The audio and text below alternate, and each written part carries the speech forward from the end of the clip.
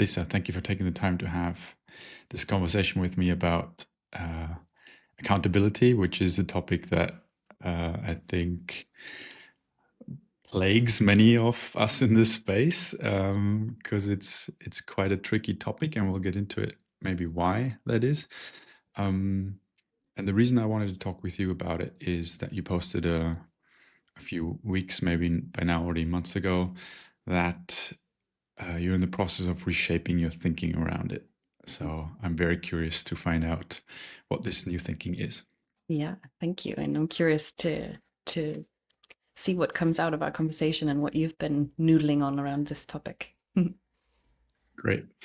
How about we start with that what inspired that post of you saying you're changing your thinking around it? What new information did you discover that challenged your then current thinking around accountability? Yeah, I think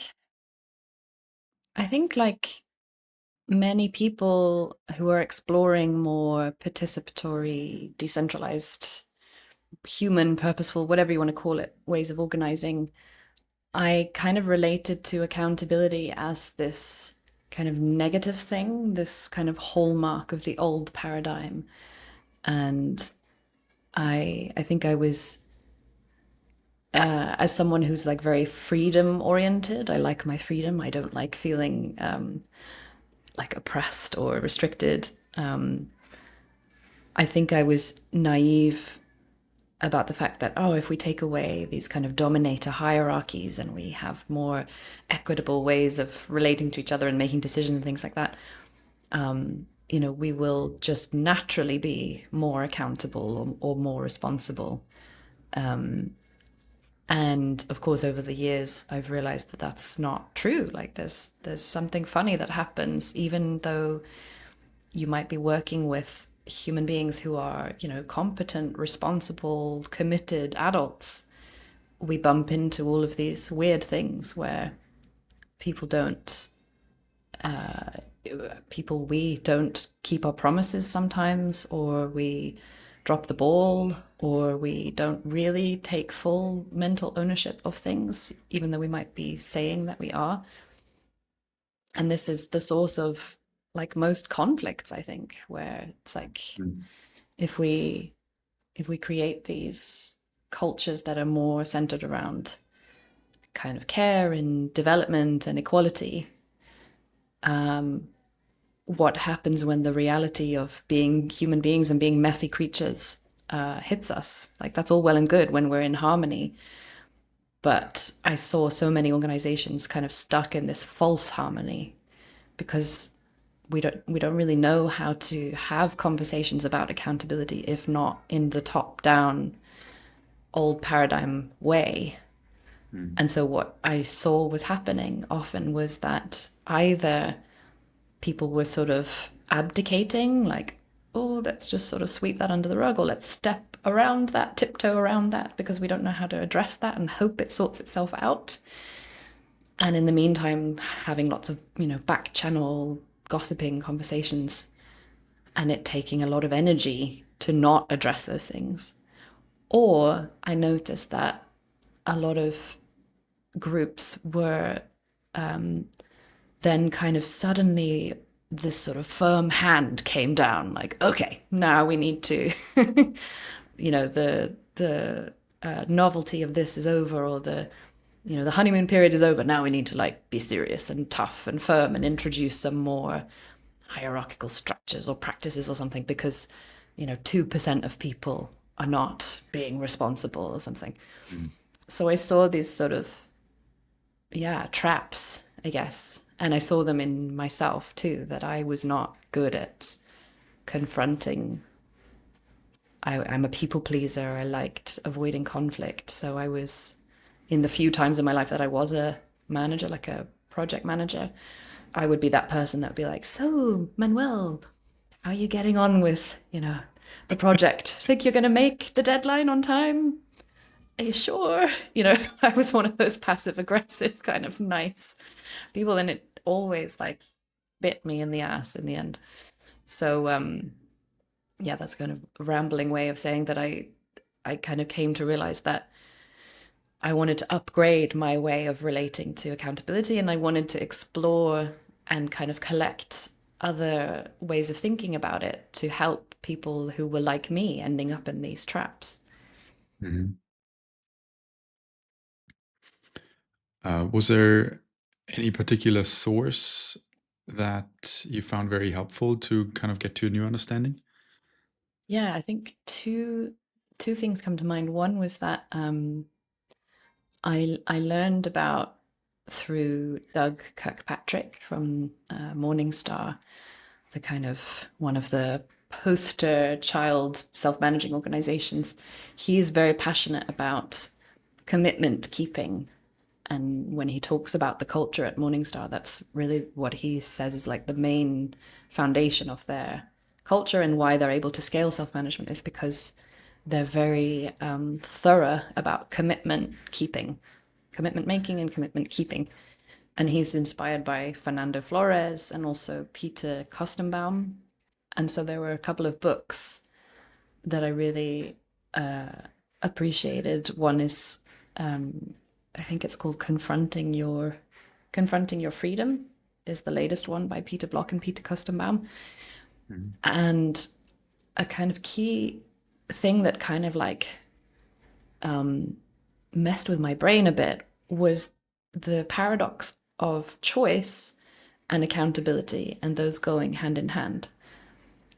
So Peter Kostenbaum and Peter Block talk about like, you know, you cannot be, you cannot really say yes to something if you cannot say no. Like your yes is meaningless if you don't also have the freedom to say no. And they also say the price of freedom is anxiety, because you have to live with the responsibility of the choices that you make. Mhm. So that like that really like that sort of created this tension in me of like, oh, that's, oh, those things feel like at odds with each other, but that really makes sense to me. Mhm. And then I saw that everything in traditional organizations that we try to do to create accountability, like performance management systems, for example, these like elaborate systems that are built on the illusion of control and predictability and all of these things. Some illusion of objectivity too. Like we'll put this system in place so that you can rate people based on their delivering their commitments and their responsibilities, and then we'll have a team that will calibrate those scores and put them on a distribution curve so that it's not biased and it's fair. And it's like that's completely subjective and arbitrary. And my colleague and friend Perry Timms wrote an article recently comparing performance management to bloodletting, the kind of Mhm. medieval medical practice of like, any problem you had, it was like put some leeches on you and they'll suck out your blood and that will solve things. And that like persisted for a long time, long after we realized that that was utterly useless. And it's the same with these performance management processes. It's like we don't replace them, even though there's all this research about how ineffective they are. They're still happening in most organizations. We haven't replaced them with anything because we don't know what the alternative is. And also, I think because we're looking for some kind of sort of sterile, objective, convenient, comfortable alternative. And for me, going back to Peter Kostenbaum and Peter Block, like there is no way to have accountability, responsibility, mental ownership, all of these things without some friction, without some discomfort, without having difficult conversations. And there's no system you can design that will solve for that. So there's, for me, also about this reframing how we see accountability is like also reframing how we relate to discomfort. There's no model or framework that's going to take that out of the equation. At some point, you're going to have those conversations. And then the second thing, briefly, is I was listening to a podcast with a woman called Mia Mingus, who is a disability justice activist, and I found her. She was cited in Adrienne Marie Brown's latest book, Loving Corrections, and she was talking about in this sort of social activism movement, those people are interested in holding systems to account, this lofty kind of goal of let's hold systems to account. But she was saying, if we cannot also hold each other to account, like you and I as colleagues, as human beings, and then how on earth can we hold systems to account? And then we have to practice that skill because we don't learn how to do that. So she has this great blog about how to give an actual real apology. And she has these different Mhm. steps. And part of that is like reframing accountability. She said this great thing of like, we need to stop thinking of accountability as like holding each other to account and rather see it as supporting each other to proactively take accountability, Mhm. which is for me like a very different thing. So that got me thinking about, okay, yeah, how could we see accountability also not as a punitive thing? Because we usually talk about it as a thing of like, when someone's not doing what they're supposed to. Yeah. But what if we rather saw it as like a proactive thing? And that if we create cultures of accountability, that's not just protecting the business or the system, that's also helping individuals to flourish and you know, make more choices and be really informed about the choices that they're making. Um, my colleague Yeah. Karen likes to say that coaching is holding someone to account for who they said they wanted to be. So I Mhm. love that idea. Like, yeah. Now I said a lot of things. What are you Yeah. thinking? Well, many things. Lots of it resonates, of course, because I think I mean, I follow your writing a lot, and so many things you mentioned, I followed up on. One thing I just realized that I hadn't this clear before is the temporal part of accountability, because I think you said something very important that often we think of accountability as, oh, something went wrong and now I have to step in and hold this person to account. um, and that is where it becomes difficult because a promise wasn't upheld just now, so now it's uncomfortable. But if I practiced accountability all the way before something goes wrong, it probably wouldn't have gone wrong in the first place. And if it did, it wouldn't be so difficult because we're in the process of holding each other to account anyway. So it's just this time it's a bit uncomfortable because it didn't turn out the way that we wanted. But we had 10 other experiences leading up to this where it was fine, and it was just holding you to account, was checking in and saying, "Oh, Lisa, yeah, you delivered the thing you said you would. Great. Now what are we doing with this? How do we move on?" And then of course there will be a time sometimes where it doesn't work out that way, but it won't be as difficult if we just practice it the entire time. Yeah. Um, yeah, And just that is a very important part. yeah, I just wanted to build on that's a really good way of putting it, the temporal aspect. And so part of what I'm learning also is like um to look at the whole kind of system or timeline of an accountability relationship. That was another thing that Mia Minga said, that accountability is relational. It doesn't happen outside of relationships, right? Mm. Um, and I remember watching a really interesting video a few years ago when I was sort of digging into some of this stuff. And it was a guy who was at the time working at LinkedIn, I think. I can't remember his name. I'll have to dig it out, the video. But he was coaching. It was like a live coaching session that had been recorded with this guy who was talking about a project he was managing and someone who had let him down. And this guy was coaching him to sort of see how he had not been thorough enough in the beginning part, right at the start, in clarifying what are we committing to. Mm. So part of it is like he was using quite strong language, and this is also what Peter Kostenbaum advocates for, where it might be something like, okay, Manuel, so this is the project that we have, and I need to send this to the client by this deadline. and you have said that you can deliver X, 2 weeks before so that I can review it. So I'm now relating to you as having promised to do that. And the moment that you think that you may not be able to fulfill your promise, I'm also counting on you to let me know as soon as you know, so that then together we can figure out, okay, what do we do with this? So am I right in saying that? Are you willing to commit to that promise? So he uses this language, promise, commit, to Mm. really like put you in the hot seat of like, I'm checking. This is what I'm relating to you as having committed to. And then you feel the person kind of going, okay, it sort of like activates the more responsible part of them. And then now we have this clear agreement that if you can't deliver it on time, you let me know, because that's Mm. better than like, too late saying, oh, actually, sorry, I'm not gonna be able to do that. It's like, okay, well, now Yeah. I have to like tell the client and so on. So it's like being much more thorough, and like not making an assumption of what commitment or accountability looks like to me being the same as what it looks like to you, but really explicitly clarifying that. And then hope, that reduces the chances that we'll have to have the conversation down the line, the uncomfortable one. Or if you don't live up to that, then we have a foundation for me to talk to you about that.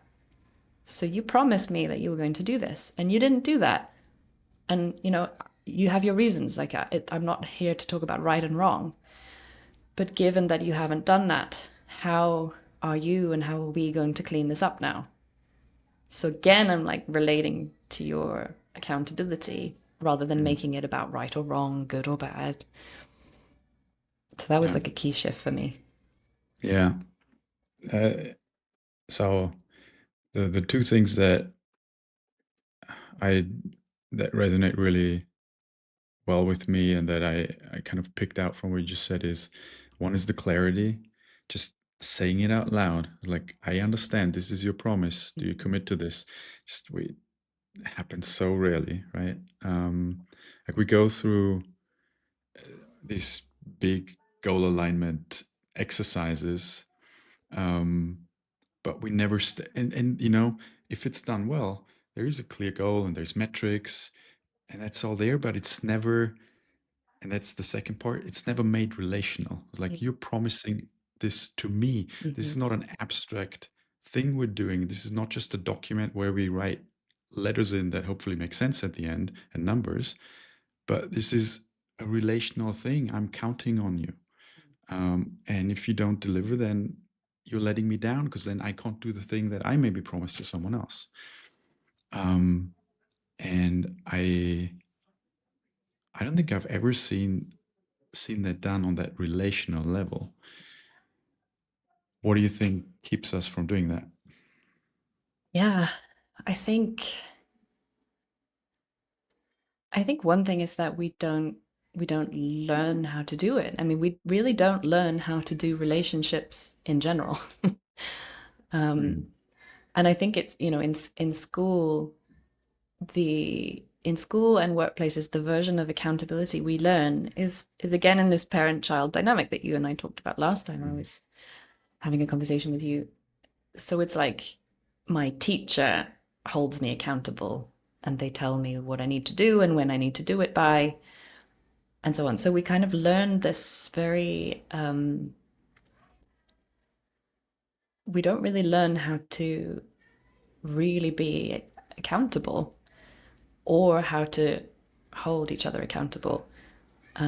So I think that's one thing. So it's the same way that we don't really learn how to make decisions either. So when you decentralize decisions, we realize, oh, we're making decisions all the time, and we're never thinking about how are we making decisions, which decision method are we using, and is that the right Yeah. one? I think it's the same with Yeah. this. It's like it's Mm. invisible to us, all of the assumptions we're making.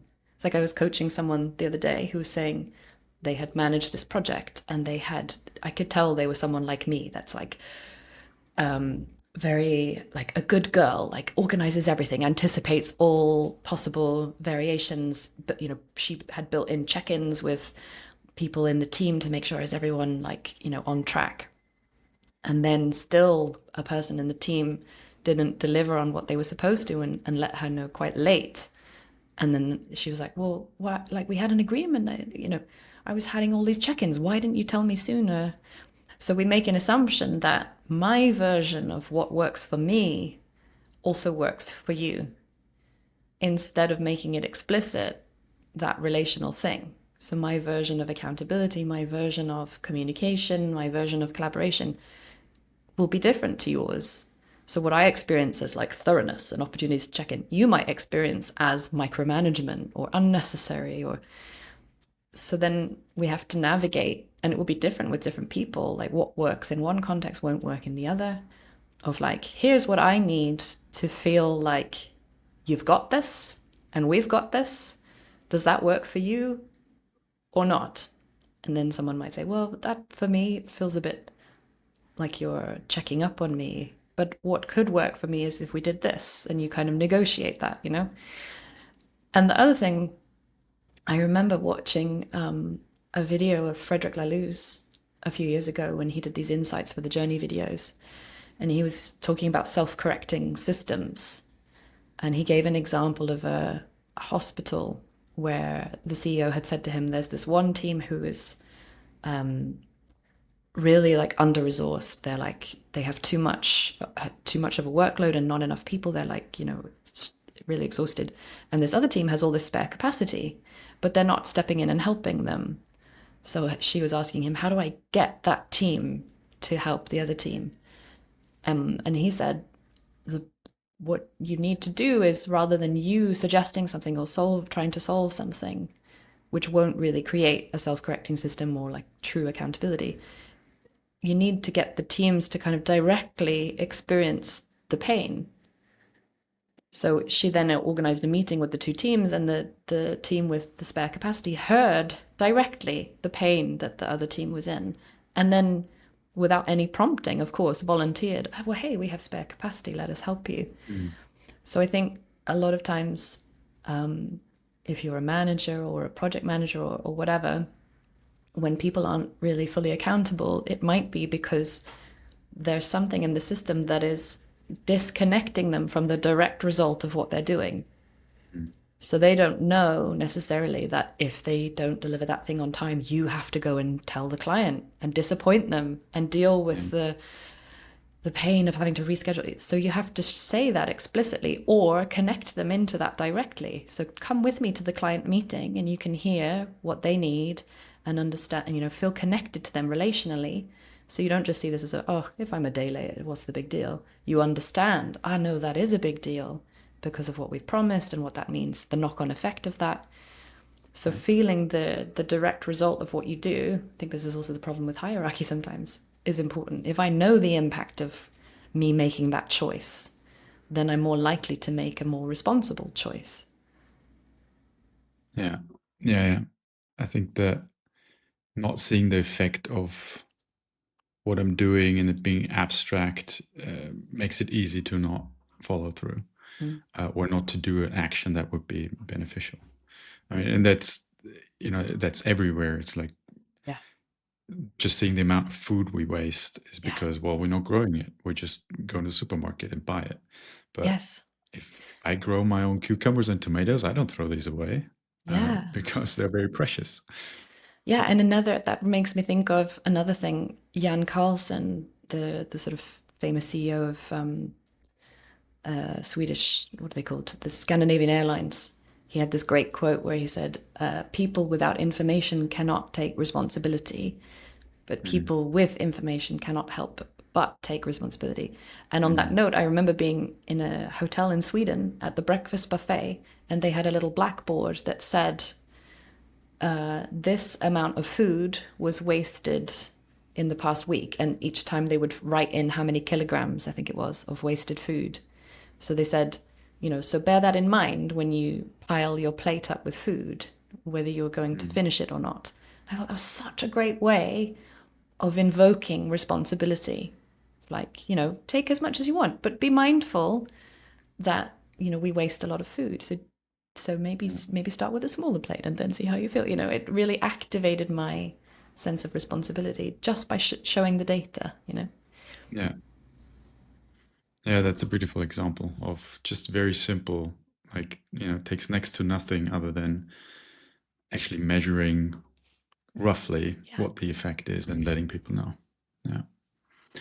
Um, one thing I wanted to add to when you said, we're not taught how to hold people to account, similar, like we're not taught how to make decisions and other ways of relating. Um, one thing I think that makes accountability particularly difficult in this regard is something you touched on, but I want to make it explicit, is that it's often, or usually when we experience it, is in the punitive paradigm. So it has to do with, are we finding someone to blame who did something wrong and then they are punished? Um, and then that comes with shame. And I think that makes it so difficult even to hold someone else to account because we know shame is involved and we don't, shame is really bad experience, right? We want to avoid that at all costs. And certainly if I care about my coworkers, I want to avoid that they feel shame.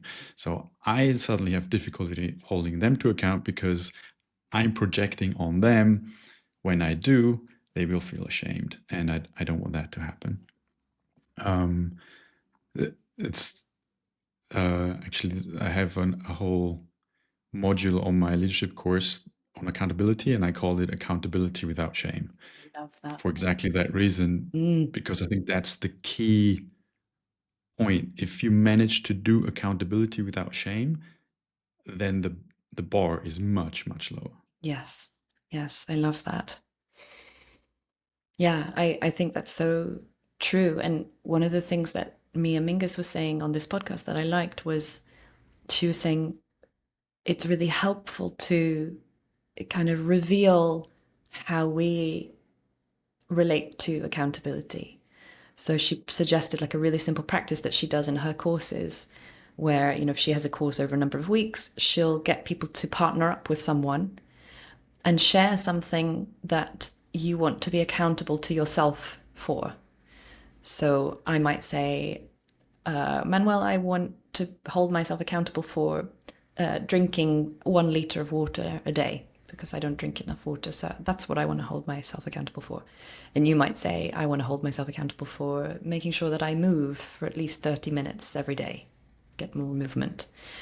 And then we would check in with each other, the following week and the following week, and notice, when I ask you, so how's it been going with your movement? And if you say, well, actually last week I didn't do so well, I only managed to do this and I was just a bit tired. And noticing, how do I feel when I hear you say that?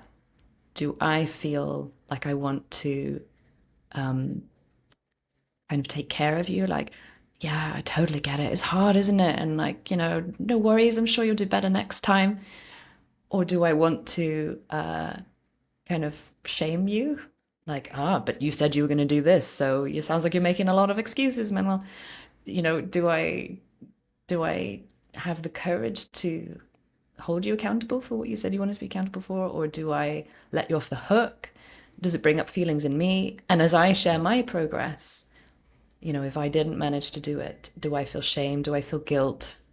Do I make excuses?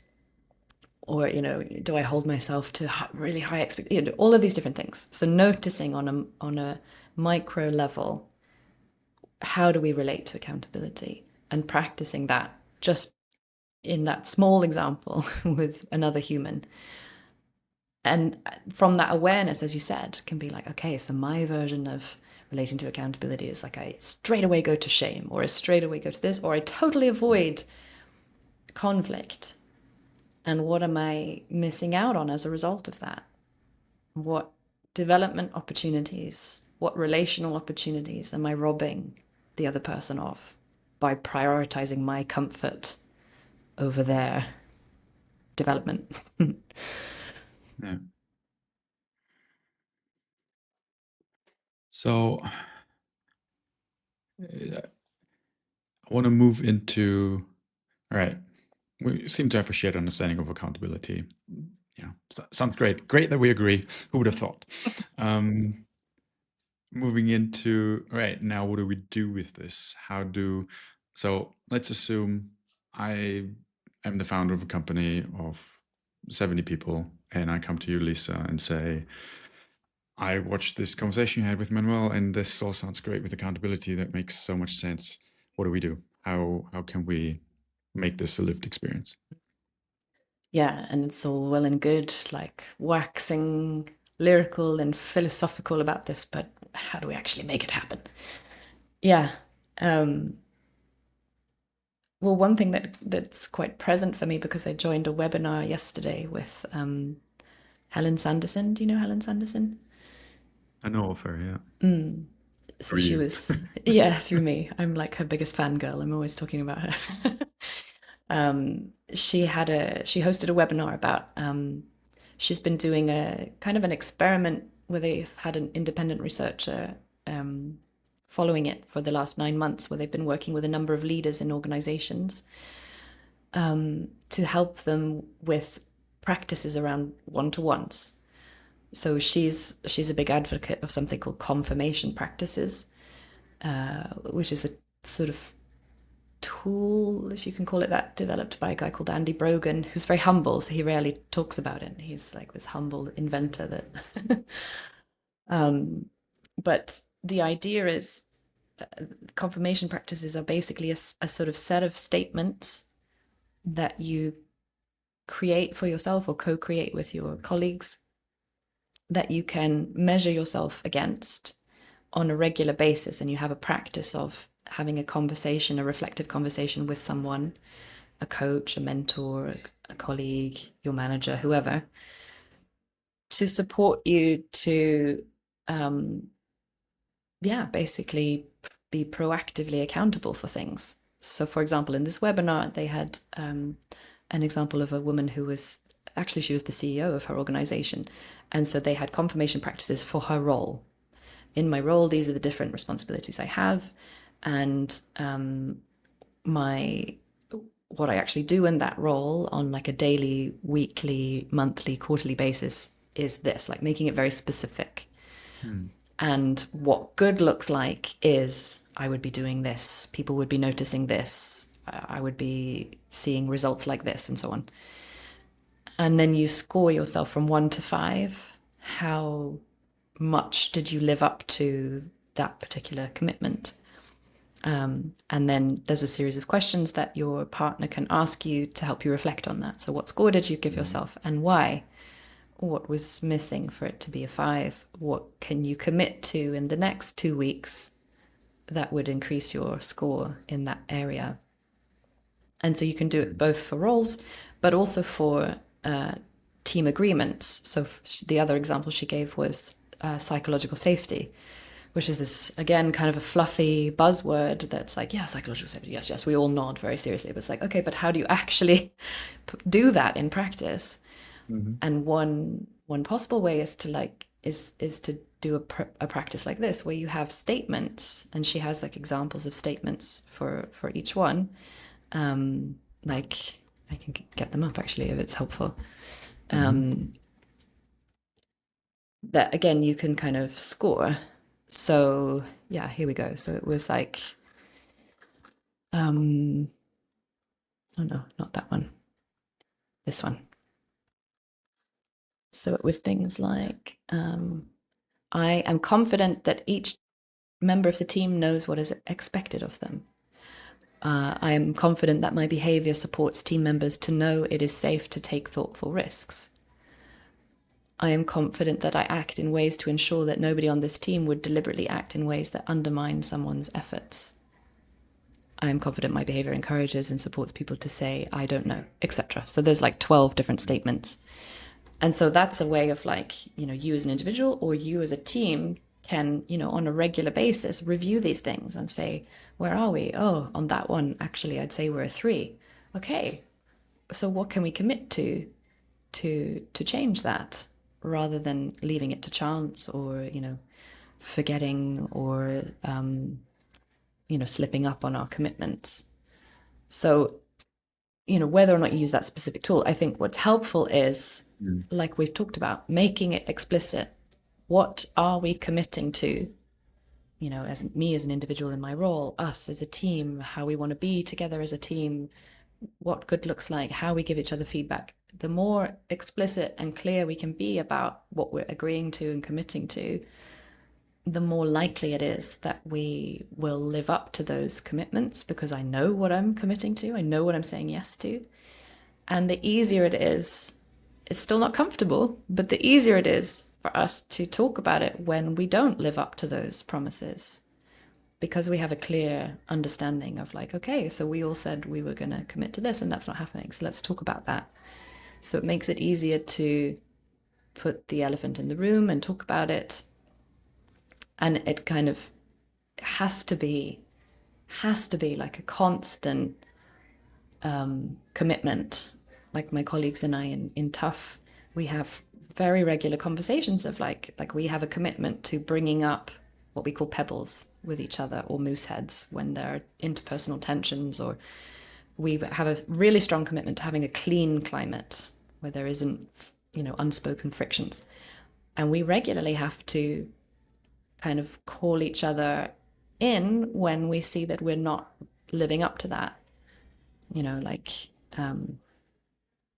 we'll say when something gets brought up, I'm like, why didn't you bring this up sooner? Or like, we have this commitment, remember? So it's not like a one and done thing. It's not like a once or twice a year thing. It's like a constant vigilance of keeping alive this commitment culture. Yeah. I really like that. The like having these particular questions that you can just go through and ask, because I think that is what keeps, I think most people who would listen to this and agree with the general sentiment from actually implementing is that it's like, yeah, but how do I do this? I don't know. And then everyone's busy, and then you forget about it. But if it, so I think what it takes is a very simple practice to then just do it. And I specifically say simple, it doesn't mean it's going to be easy, but it's so simple. It's like I know exactly what to do. I know exactly Yes. what the steps are, and then I think it can actually happen. And what I particularly liked about the way you described is that people are self-scoring, Mm. and that also makes it a lot easier because I hopefully most people will be somewhat accurate in how they self-evaluate. And then you can just have a conversation about that. And maybe they're even harsher to themselves Yeah, than we you usually see are. it. And then that's the easy part where accountability actually feels like support. Is like, no, no, no, wait, let me put things in perspective. And here's what I'm already seeing. Maybe someone's overestimating how well they're doing, and that makes it then more difficult to say, actually, have you looked at this thing? But it's certainly easier because you're already in the conversation Mm. and you can point to a specific um, phrase they used or expression or a way of describing. Whereas if this wasn't in place, I have to think of, well, how do I address this now? And when is a good time, and how do I start the conversation? And all that falls away if we have just a ritual of we're going through these questions. But here's exactly where I I then see the next difficulty coming up. How does this not become stale Mm. and just motions we go through that become meaningless, and it feels like bureaucracy, the checkbox we need to take. It's like once a quarter we go through these questions. Oh, those again. How does it not become that? Yeah, good question. I think what's coming up for me and what I was also thinking as you were talking is like purpose and reconnecting to purpose, always the purpose of why we're doing this. Because I was also thinking about quite often what traditional organizations do with, for example, performance management processes is kind of blur together the purpose of accountability and development, and sort of like there's a sort of disguise as like these performance appraisals, they're for your development, really. And it's like, well, if they were, maybe they wouldn't be attached to salary, or, it wouldn't be decided top down and so on. So it's like, let's be clear about what is the purpose of different things. If you want a process that helps people with their development, helps them reflect on how they want to progress, that's a very different system to a system where we want to have clear rituals for creating feedback loops of how are we doing? Are we on track? Are we sort of living up to the things we committed to and are responsible for? Those are two different things. So being clear about what the purpose is. So I think if things start to become stale, I think being able to talk about that and say, name, I think this has become stale. Can we check back into the purpose of why we're doing this? Do we still agree that that's important? Maybe things have changed. Maybe the other thing I like is like Mickey Kashtan, who is another person I'm very influenced by. She talks about that for things that are difficult, that we don't yet have the full capacity to do, like interpersonal risk taking, some of these things, that's when we need agreements. Things that we do naturally and we have the capacity for, we don't need agreements for that, we'll just do them anyway. But when you make agreements, you might then upgrade your capacity and realize we've integrated this, we don't need it to be an agreement anymore. So if you can review the purpose of things, then you can say, do we still need this? Maybe we don't. Maybe it served a purpose for a time and we no longer need it. Or we can say, no, it's actually really important that we do this. And I think we need to recommit to it. So what's needed in order to do that?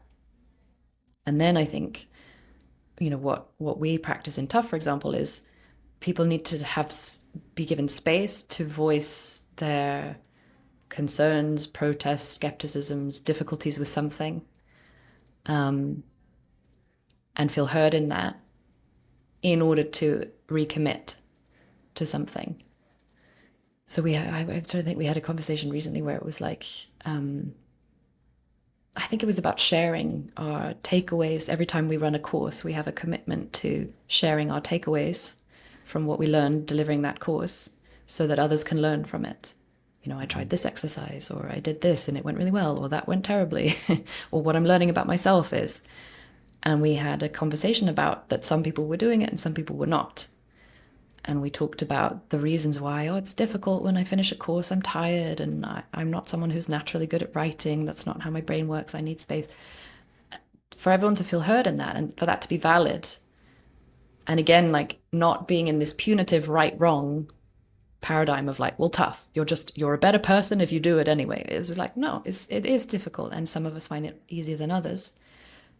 Do we still agree that it's worth committing to? And everyone was like, yes, it's really important for our culture. So I think we do need to recommit to it. And then, okay, so what do we need to recommit to it? And it shifted something. And we'll have that conversation again, I'm sure, in like 6 months, a year, whatever. Like, so it's to keep having those conversations.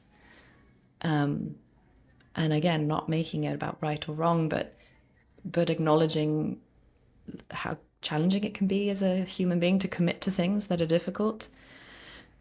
And reconnecting to the other thing I wanted to bring in was everything we're talking about here is like sort of embarrassing that many indigenous cultures have been doing this for thousands of years.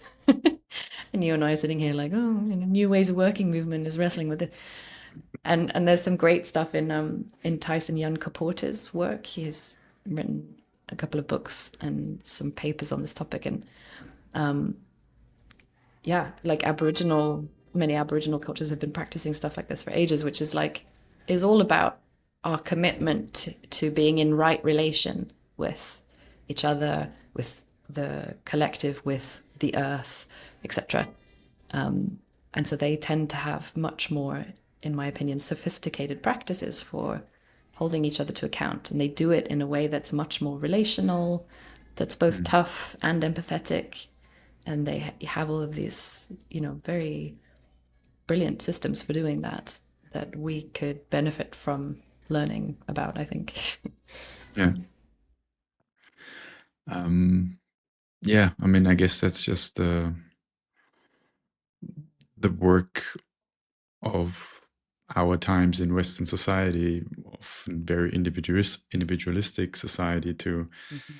rediscover all these relational practices, Yes. and try to fit them to our current reality. Because, yeah, I mean, as much as I agree with you, it's like, oh, they've done this for thousands of times. Why are we so stupid and don't do it? And it's like, well, different context. If Hmm. we were brought up in this society, you and I would probably be much better at holding people to account Mm. and being held account. But that's not where we are. Mm. Um, so uh, I guess what I'm saying is, for us in our context, it is new ways of working, and in other contexts, it's like just the way things are. Yes. And there's again, there's no shame in that, right? It's like, yeah, Yeah. we have to play the cards we've been dealt. Looking at my questions here, I had 8 questions, and we did 1 and 2. We went on a long rabbit hole, but I mean, that's totally fine, right? That's actually the more interesting part. But one thing I wanted to touch on is, um, hearing from you. What does it feel like when you're held to account and it's done well, or as opposed to when it's not done well? Maybe with good intentions, but it it's not done well, whatever that means. Yeah, I can remember years ago when I was doing an internship at a company, one of my jobs was to stuff envelopes with newsletters and send them out to members of this organization. And on one occasion, I missed a step in a process that meant that we paid the postage for those letters. And I came in to the office the next morning, and there was a post-it note on my desk because the manager wasn't in that day, saying, you did not put the correct postage on this thing. And I've been on the phone all day to people calling up saying they had to go to the post office and pay 50p for a newsletter from us, and it's embarrassing. So that was like accountability through a post-it note, which didn't feel good. And no shade to that person; they were doing their best at the time. But I remember feeling deep shame when Mm, that happened, and there was no relational aspect for me to kind of regulate again myself or with the system or anything. So I just felt deeply shameful. Um, so that was like a bad example. And a good example, um, I have so many. I mean, I'm so grateful to my colleagues in the context that I work in, because I think we have become really good at this, holding each other to account, whether it's like bringing up things, kind of giving each other feedback about ways of being that are not in line with our commitments to each other in how we communicate and things like that. But actually, what's coming up is an example of my partner Sean, who told me some years ago. I was talking about my sister, my relationship to my sister, and he said to me like, "Can I say something a bit difficult?" And I'm coming from like wanting to support you, and I know you love your sister, and so this might be hard to hear. And I was like, "Yeah, please." And he basically told me that he saw that I had a tendency to relate to our relationship as more about fun than about really asking her how she was doing, or being there for her in the difficult times. And that was like, oh, that really, that hit me deep, where I was like, oh my God. I was like, wanted to call into question, like, oh, am I a bad sister? Am I a bad person? But where he was coming from was so much coming from love. Like, I want you to, I know you want to be a good sister, and I see something that I think is like a blind spot for you. mm, And it changed my relationship like forever with her, and in general, like with a lot of people, because I was someone who would avoid those difficult conversations. So when you have a good one of these conversations, I think the sensation is it's not necessarily fun. It doesn't necessarily feel good, but it often feels heavy. It often feels, oh, like you feel the weight of that Mhm. responsibility, and you feel like respected, that that person is relating to the bigger version of me that I want to be. And if someone can do that for you, it's like one of the greatest gifts. Like that for me has been my reframing of accountability. It's not like telling someone off, it's not shaming someone, making them wrong. It's actually I'm relating to the best version of you, or the bigger version of you that I know you are and can be. And if I didn't say this, I would be robbing you of that. I would Mhm. be, yeah, I would be prioritizing my comfort or your comfort over your freedom, power, development, whatever you want to call it. Like that for me is the potential of really having a culture of accountability. It's like that we all flourish, we all become bigger versions of ourselves. Yeah. Um, I particularly liked how you started this, and I see a pattern.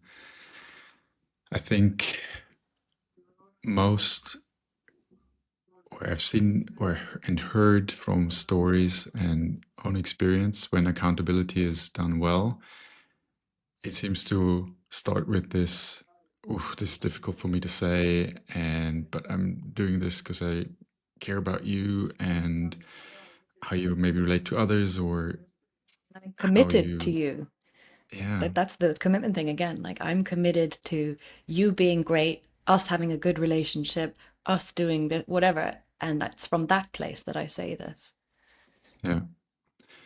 And I think I think I mean there's particular phrasing that's used in that moment, but I think even more so, you can just feel it in the tone. It's like if you're tuned to that, you know exactly what is coming. Like is there is a palpable sort of tension in the room that you can sense then, and makes you immediately actually listen. It's like, all right, this seems like it's going to be important what I'm about to hear. Yes. And then and then it actually lands. And listen, you say the word listen, that's key too. That I think is totally missing from the accountability paradigm in the traditional world. It's like it's a one-way thing. I hold you Mm, accountable. I tell you you do this or you didn't do this. And then it's like, but what happens after that? You know? And after that is like that person needs to feel heard. And that's how we part of how we part of it's where we come from, our way of being, our tone, our agreements to each other, and part of it is then how we are with each other in the aftermath of that, which is I can listen to you and how you feel hearing me say that.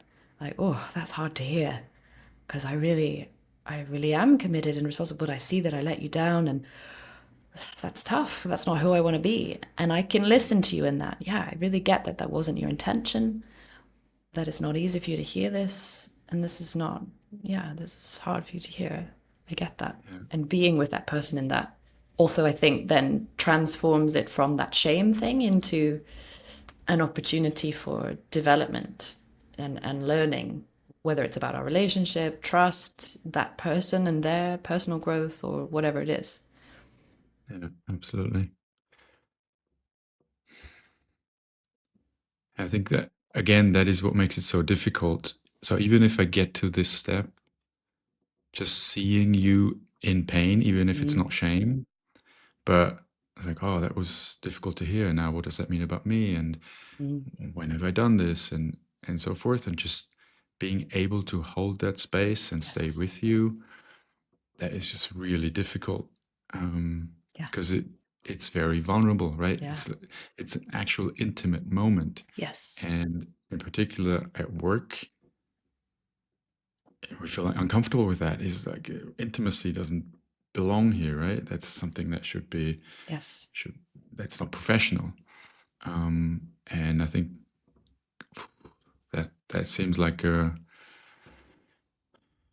I, I, th- I think as society, how we think about work, there's a lot of way to go and grow there until we can say, yeah, we're there, where we can have these intimate conversations. Yeah.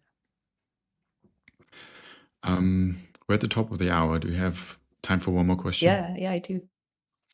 Um, okay, because how I would like to round this off is to kind of get a sense of what is your current thinking edge around accountability.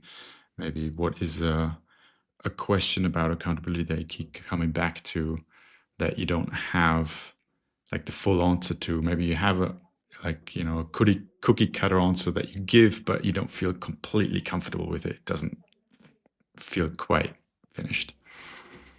What a great question.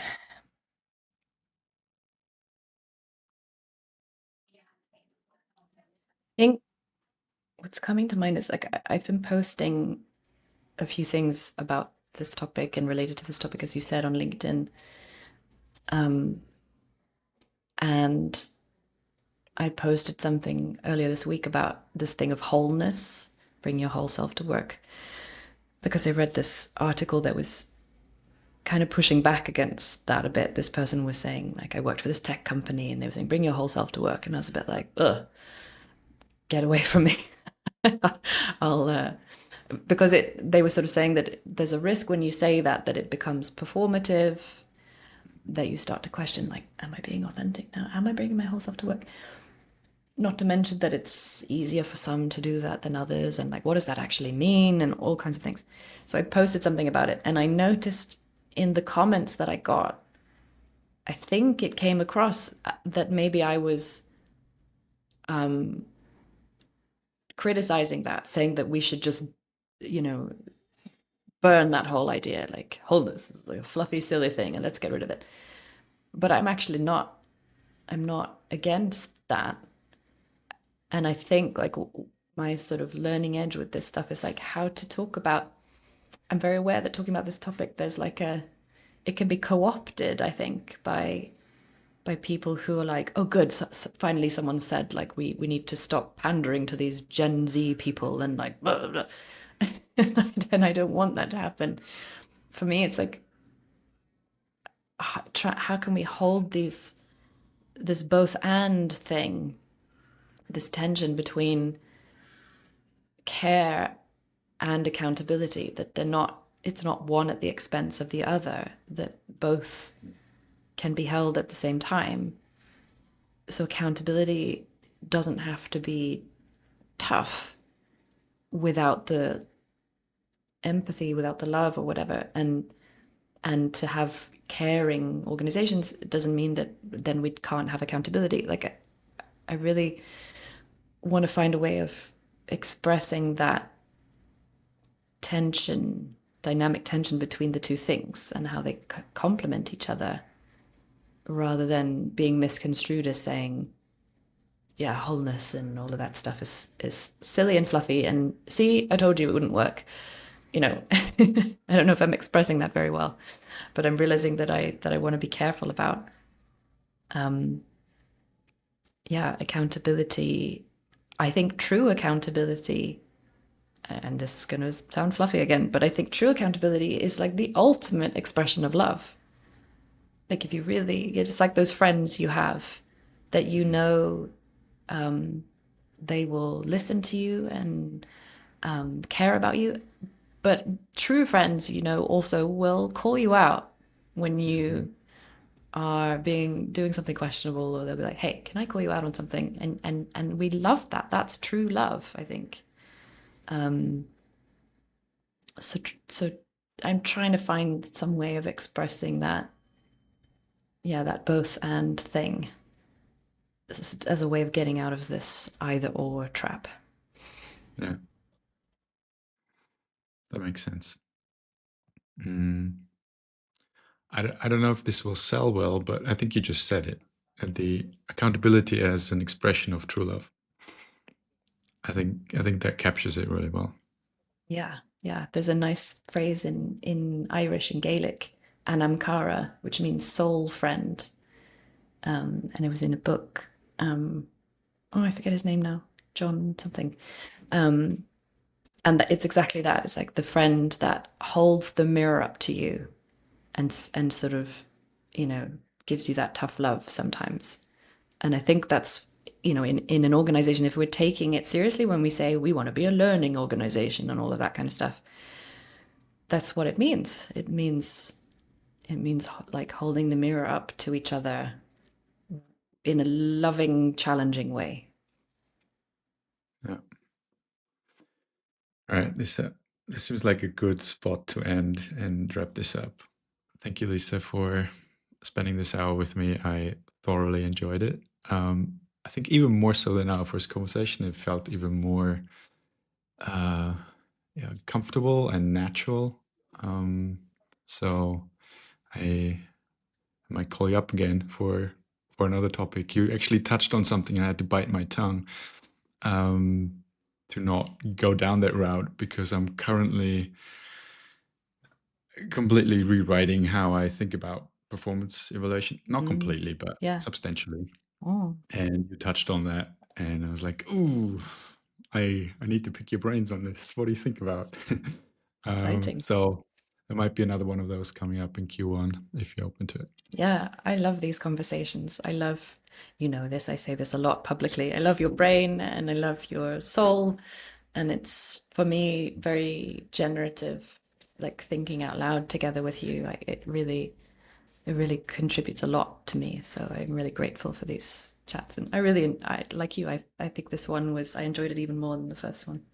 Yeah, same here. I guess I think I thought about this topic for many times and for a long time, and still when we talk about it, there's some new things that are sparked and new connections that are made and new aspects, more nuances Yeah. to uncover. So I really appreciate it. Glad you feel the same.